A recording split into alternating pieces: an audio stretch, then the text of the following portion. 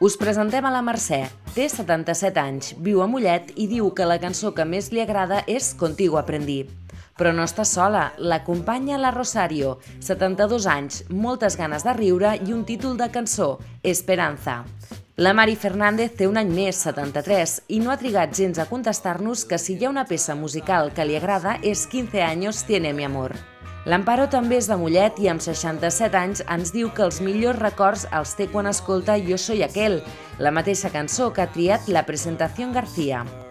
Cap de les 5 ha tingut cap mena de problema en parlar-nos dels seus gustos i records musicals, i és que hi estan avesades. Són 5 de les participants del taller de musicoteràpia per a majors de 55 anys que des d'aquest curs s'imparteix al Centre de Serveis per la Gent Gran al Lledoner, a Mollet. El taller va començar el passat mes d'octubre i en la seva segona edició ja ha aconseguit augmentar amb escreix el nombre de participants. La culpa la tenen el Joan Capafons, psicòleg i cap de l'àrea de musicoteràpia del Centre d'Estudis Musicals Maria Greber, i l'Andrea Valverde, també psicòloga i la seva ajudant. Nosaltres, quan vam obrir l'àrea, quan vam inaugurar l'àrea de musicoteràpia, volíem ofertar serveis a tots els àmbits on arriba la musicoteràpia, i un d'ells va ser aquest als majors de 55 anys, i la directora del Lledoner ens va oferir la possibilitat de venir a poder desenvolupar el nostre taller que tenim per majors de 55 anys, i la veritat que d'un trimestre cap a l'altre hem triplicat el nombre d'usuàries. Bé, amb aquest taller el que pretenem és fer servir la música per treballar aspectes cognitius amb gent gran, des de la memòria fins a l'atenció, fins a la motricitat, la socialització, que és molt important, que un dels grans problemes amb la gent gran és que moltes vegades es troben soles, no surten de casa, no fan activitats, llavors la música és una eina molt bona per treballar en grup.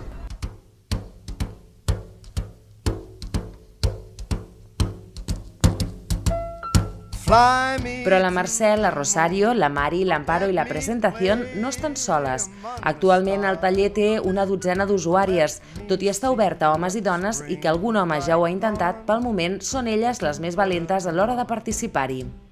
Majoritàriament són dones que ronden els 65 anys en amunt, entre els 65 i els 75, i presenten diferents simptomatologies, diguem, no? No necessàriament tenen per què tenir alguna afectació, però sí que ens hem trobat que sobretot presenten problemes de memòria, la motricitat la tenen bastant afectada per un tema muscular o ossi.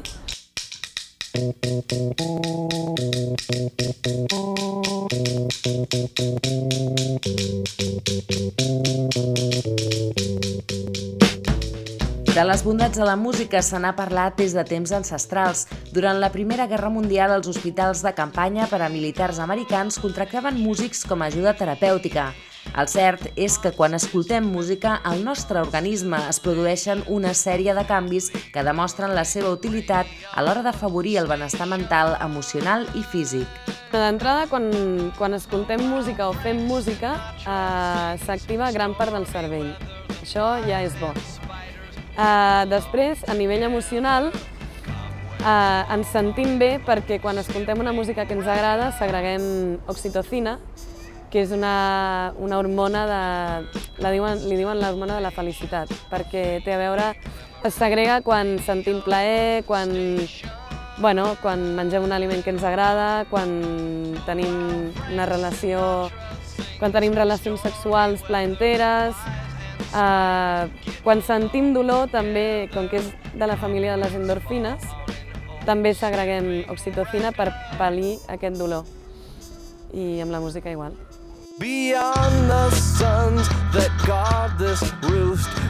Les classes de musicoteràpia de Maria Greber fugen de les sessions convencionals per a gent gran. Aquí el més important és gaudir, riure i passar-ho bé.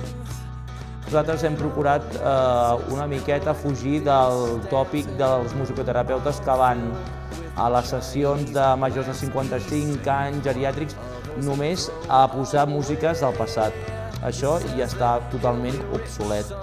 Nosaltres intentem que les usuàries d'aquests tipus de tallers tinguin moments de l'aquí i a l'ara. D'aquí i a l'ara vol dir amb escalfaments vocals, activitats d'instruments de percussió, creativitat. A través de la creativitat i el drenatge emocional de l'aquí a l'ara és molt important.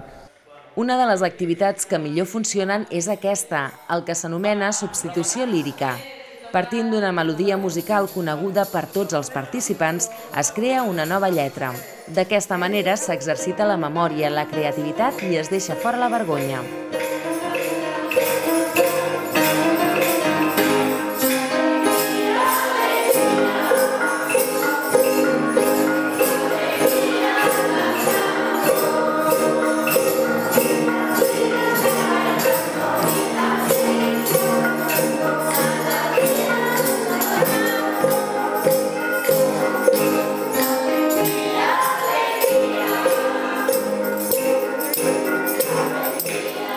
Però també hi ha un lloc pel record. Entre els 12 i els 22 anys es creen la major part dels lligams emocionals i records musicals. La música de la nostra joventut ens transporta a temps feliços i això també és una teràpia. A partir de les cançons que et porten bons records, es fa un llistat, les passem, elles les escolten, expliquen experiències que han tingut amb aquelles cançons. Normalment tenen a veure amb experiències de joventut, amb el primer amor, amb el ball de l'embalat.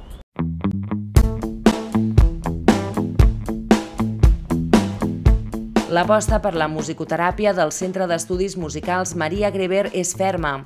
Des de la seva creació a finals de 2012 han treballat amb grups de dones, nens amb síndrome de Williams i gent gran i no tanquen la porta a treballar amb nous col·lectius.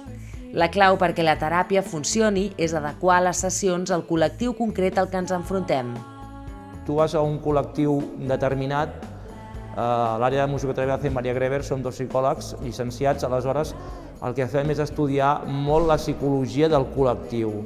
Sí que dintre del col·lectiu poden haver individualitats molt concretes que ja intentem tenir en compte, però sobretot el més important en sessions col·lectives de musicoteràpia és conèixer les necessitats d'aquell grup i conèixer la psicologia del col·lectiu. No és el mateix un jove que una persona de 55 anys o major de 55 anys. La música com a font de diversió, desconnexió, record i treball en grup. Tota una fórmula per la felicitat.